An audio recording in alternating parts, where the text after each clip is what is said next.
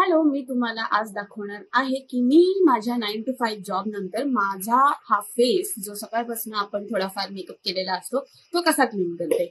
आजपासून माझ्या कॉलेजमध्ये स्पोर्ट्स डे स्टार्ट झाले. सो आमची सगळी फॅकल्टी कंटिन्यू 9 to 5 आम्ही ग्राउंडवर होतो. सो जास्त धुळी सोबत माझी स्किन खराब झाली.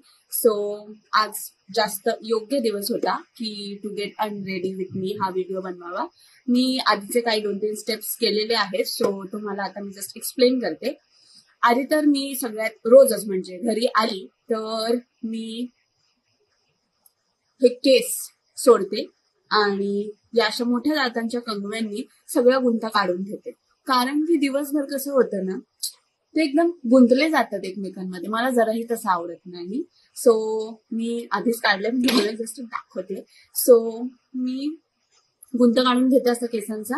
आणि त्या मुली व्हिडिओज बनवतात नाही का, gate unready with me skin care करताना, ते असे केस असे जे तोंडावरती असतात आणि मग चेहरा धुतायत, क्रीम लावतायत, असं कोणी नाही करत. मला बघवतच नाही असं. कसं काय असं करू शकतात कोणी.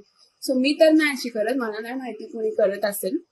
मला एकही केस नको असतो माझ्या फेसवर. जेव्हा मी काहीही स्किनवर माझी प्रोसिजर करत असते, मी असे वर घट्ट बांधून घेते केस. ठीक आहे.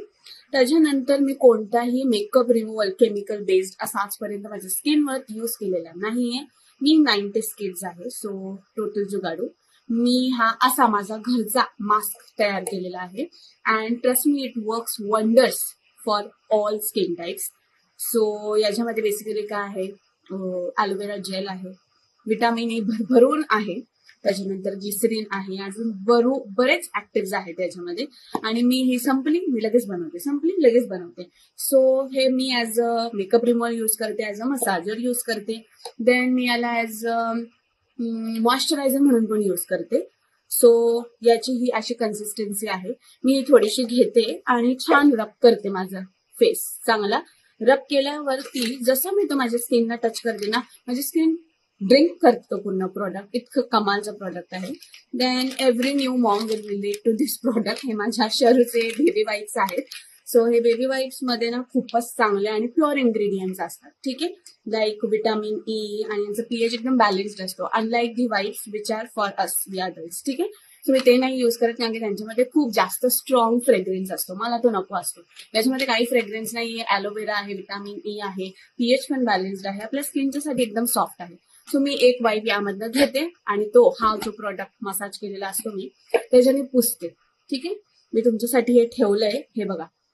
सगळं असं भरून निघतो, हा भरून निघतो. ठीक आहे. आज मी जास्त ग्राउंडवर होती म्हणून तो जास्त असं काळपट दिसतोय, नाहीतर मेकअप काय असं फारसं नाही याच्यावरती.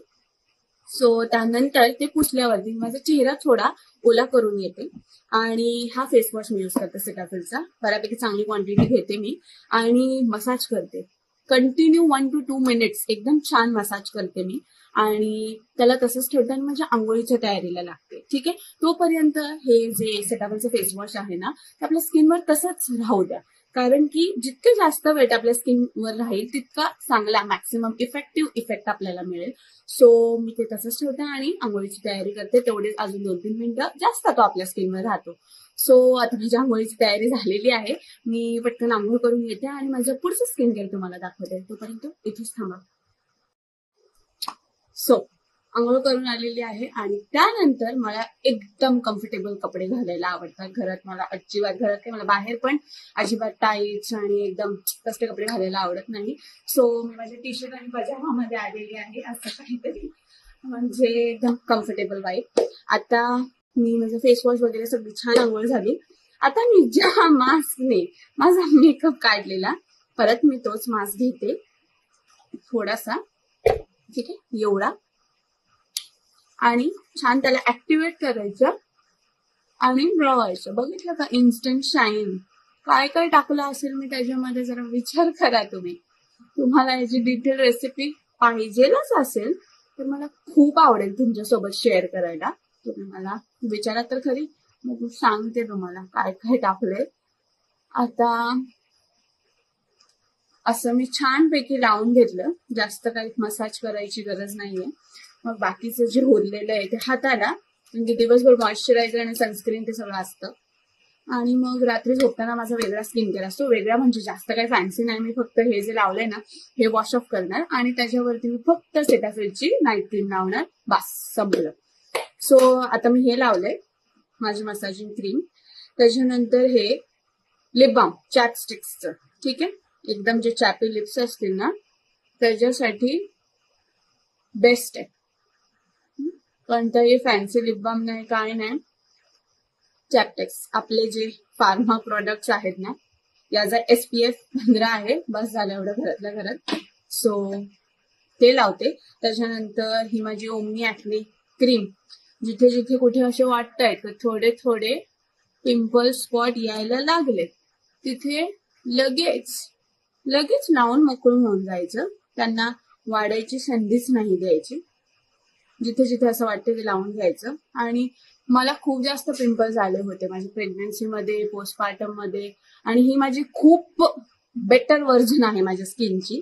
आणि मला स्वतःहून अजिबात कोणाला आवडत नाही बोलायला की, आणि मला बघायलाही आवडत नाही जेव्हा कोणी कोणाला बोलत असतं की अरे किती पिंपल्स आलेत, किती डाग आलाय चेहरा, किती भरलाय चेहरा.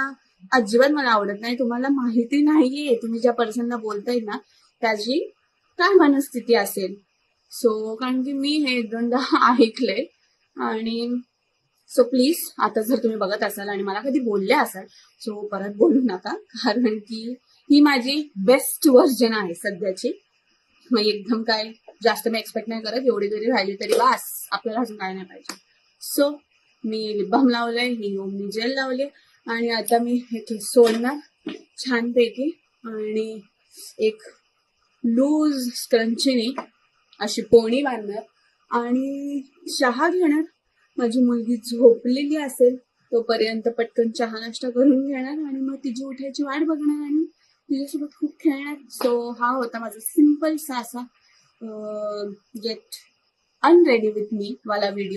जर तुम्हाला आवडला असेल हा व्हिडिओ तर मला नक्की सांगा अजून कोणकोणत्या टॉपिकवर मी व्हिडिओ बनवू. आणि सपोर्ट करा, शेअर करा, लाईक करा, सबस्क्राईब करा टू माय चॅनल. तोपर्यंत